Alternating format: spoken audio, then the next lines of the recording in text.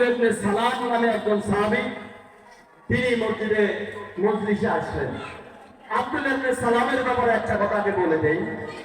আব্দুল্লাহ ইবনে সালাম এমন সাহাবী ছিলেন, মিশরে একদিন মসজিদে নববীতে আলোচনা করতে লাগলেন। সেই সময় আলোচনার মাঝখানে রাসূল বললেন, এখন মসজিদে একজন সাহাবী, আমার একজন সাহাবী প্রবেশ করবে, আমার যে সাহাবী জান্নাতি। সুবহানাল্লাহ বলেন। তখন সাহাবায়ে কেরাম রাসূলের বক্তব্য থেকে মুখ ঘুরিয়ে মসজিদে নববীর দরজার দিকে তাকিয়ে আছেন। কোন সাহাবী ঢুকবে, কার এত বড় সৌভাগ্য, রাসূলের পবিত্র জবানে যাকে জান্নাতি স্বীকৃতি দিলেন। কিছুক্ষণ পরে মসজিদে ঢুকলেন আব্দুল্লাহ ইবনে সালাম রাদিয়াল্লাহু তাআলা। আব্দুল্লাহ ইবনে সালামের সবাই জড়িয়ে ধরলেন, ও ভাই আব্দুল্লাহ ইবনে সালাম, কি আমল করো তুমি যার কারণে বিশ্বনবী তোমাকে জান্নাতি স্বীকৃতি দিলেন? আব্দুল্লাহ ইবনে সালাম বলেন, ভাই তোমাদের মতো আমি নামাজ পড়ি, রোজা রাখি, জিহাদ করি, সালাত দিই, অতিরিক্ত কোনো আমল তো আমার কাছে নাই। এক সপ্তাহ সকাল সাহাবী তাকে পর্যবেক্ষণ করলেন, গোয়েন্দাগিরি করলেন। আব্দুল্লাহ ইবনে সালাম এমন কি আমল করেন যে আমলের কারণে তাকে রাসূল জান্নাতে স্বীকৃতি দিলেন। এক সপ্তাহ পরে নতুন কোন আমল তার কাছে পাই নাই। সবাই আবার তাকে জড়িয়ে ধরলেন, ভাই বলো তোমার কি এমন আমল আছে? আব্দুল্লাহ ইবনে সালাম বললেন, ভাই অতিরিক্ত কোনো আমল আমার কাছে নাই, তবে একটা কাজ আমি করি, সেটা হলো কোন মানুষের জন্য আমার মনের ভিতরে কোনো হিংসা বিদ্বেষ নাই। আমি রাত্রে ঘুমানোর সময় আমার শত্রুকেও মাফ করে আমি ঘুমাই। সুবহানাল্লাহ বললেন না? এটা কি আমাদের ভিতরে আছে? এই জন্য রাসূল তাকে জান্নাতের স্বীকৃতি দিলেন। হিংসা বিদ্বেষ এই কলবটা থাকতে হবে, হিংসা মুক্ত কলব, তাহলে জান্নাত ঠিকানা হবে। সে আব্দুল্লাহ ইবনে সালাম সহ সাহাবীদেরকে নিয়ে বিশ্বনবীর কাছে গেলেন, যাই বললেন, ইয়া রাসূলুল্লাহ, এমন কি আমল আছে যে আমলগুলো করলে আমরা সরাসরি জান্নাতে চলে যেতে পারি? তাহলে আমরা জান মাল উৎসর্গ করে সে আমলটি করতে পারবো ইনশাআল্লাহ। তখন আল্লাহ পাক সূরা সফের আয়াত নাযিল করে বলছেন, ইয়া আইয়ুহাল্লাযীনা আমানু, হে ঈমানদারগণ, আলা আদুল্লুকুম আলা তিজারাতিন তুনজিকুম মিন আযাবিন আলীম, তোমাদেরকে আমি এমন কিছু আমলের কথা বলবো, সম্মান দিব, ব্যবসার কথা বলবো, যে কাজটা করলে তোমরা জাহান্নামের আযাব থেকে নিষ্কৃতি পাবে। সুবহানাল্লাহ। আমরা সবাই তো জাহান্নামের আযাব থেকে নিষ্কৃতি চাই না? তাইলে এখানে ভালো করে খেয়াল করেন, সে আমল কি, সেই ব্যবসাটা কি? এক, তুমিনুনা বিল্লাহ, আল্লাহর উপরে ঈমান আনবে, ওয়া রাসূলিহি, রাসূলের উপরে ঈমান আনবে। তার মানে আল্লাহর গোলামি করবে, আল্লাহর আইন মেনে চলবে, আল্লাহ ছাড়া কারো আইন মানা যাবে না। ওয়া রাসূলিহি মানে রাসূলের ইত্তেবা করবে, রাসূলের সুন্নাহ মানবে, রাসূল আদর্শ মানবে, রাসূল ছাড়া আর কাউকে আদর্শ নেতা হিসেবে মানা যাবে না। আরেকটা আমল আছে, অতুজাহিদুনা ফি সাবিলিল্লাহি বিআমওয়ালিকুম ওয়া আনফুসিকুম যালিকুম খায়রুল লাকুম ইন কুনতুম তা'লামুন। আল্লাহর রাস্তায়, আল্লাহর জমিনে কোরআন সুন্নাহকে কায়েম করার জন্য তোমাদের জান আর মাল উৎসর্গ করে তোমরা সংগ্রাম করবে। রমজানের একটা বড় শিক্ষা হচ্ছে কোরআন নাজিলের মাস, কোরআন বিজয়ের মাস। এই কোরআন বদরের যুদ্ধে একবার বিজয় হয়েছে, আবার মক্কা বিজয়ের দিন চূড়ান্ত পর্যায়ে কোরআন বিজয় হয়েছে। সুতরাং মাহে রমজানের এই মাসের চূড়ান্ত শিক্ষা হচ্ছে কোরআন বিজয়ের মাসে কোরআনকে জমিনে বিজয় করার জন্য তোমাদের জান আর মাল উৎসর্গ করে তোমরা সংগ্রাম করবে। যালিকুম খায়রুল লাকুম ইন কুনতুম তা'লামুন, এটাই তোমাদের জন্য কল্যাণকর যদি তোমরা উপলব্ধি করতে পারবো। তো আমরা ইনশাআল্লাহ। আর আবু হুরায়রা রাদিয়াল্লাহু তাআলা আনহু قال,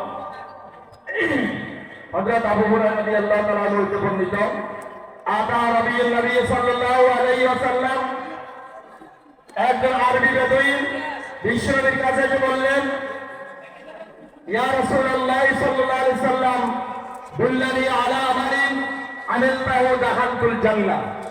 হে রাসূল, আমার এমন কিছু আমলের কথা বলুন যে আমল করলেই আমি সরাসরি জান্নাতে চলে যেতে পারবো। সুবহানাল্লাহ বলেন না? قال رسول الله صلى الله عليه وسلم, রাসূলুল্লাহ সাল্লাল্লাহু আলাইহি ওয়াসাল্লাম বললেন, এক নম্বর আমল হচ্ছে তাআবুদুল্লাহ, আল্লাহর গোলামি করবে, ওয়ালা তুশরিকু বিহি শাইআন, আল্লাহর সাথে কাউকে শরীক করবে না। জান্নাতে যেতে চাই তো আমরা সবাই? তাইলে এই আরবি রাজিল কি বললেন? জান্নাতে যাওয়ার জন্য আমার এমন কিছু আমল কথা বলুন যে আমল করলে আমি সরাসরি জান্নাতে চলে যেতে পারবো। রাসূল বললেন, এক নম্বর হচ্ছে তাআবুদুল্লাহ, আল্লাহর ইবাদত করবে, ওয়ালা তুশরিকু বিহি শাইআন, আল্লাহর সাথে কাউকে শরীক করবে না। করতে পারবো তো আমরা ইনশাআল্লাহ? ইনশাআল্লাহ।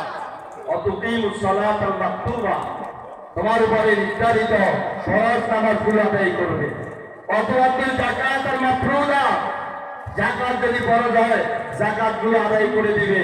অতাসুমু রমাদান, রমজান মাসের রোজাগুলো রাখবে। তাহলে জান্নাতে যাওয়ার আমলের মধ্যে একটা আছে কিনা রমজান মাসের রোজা? আমরা কথা বুঝুন না মনে হয়? আছে কিনা? আছে কিনা? অতাসুমু রমাদান। এই কয়েকটা কথা বলার পরে কালার রাজুল, লোকটা তখন বললেন, আল্লাহি, আল্লাহর কসম, লা আযীদু আন আলা হাদা শাইআন ওয়ালা আনকুসু মিনহু, হে রাসূল আপনি যা বলেছেন একটা বাড়াবো না, একটা কমাবো না। এই কথা বলে লোকটা চলে যাচ্ছিলেন। ফালাম্মা বললা, লোকটি চলে যাওয়ার পরে রাসূল বললেন, ও আমার উপস্থিত সাহাবীরা, দুনিয়ার এই জীবনে কোন জান্নাতি মানুষ থেকে যদি তোমাদের চোখ জুড়াইতে চাও, মন শীতল করতে চাও, তাহলে এই লোকটার দিকে তাকাও। সুবহানাল্লাহ, সুবহানাল্লাহ। কারণ লোকটা আমলের স্বীকৃতি দিলেন, রাসূল তাকে জান্নাতের স্বীকৃতি দিলেন।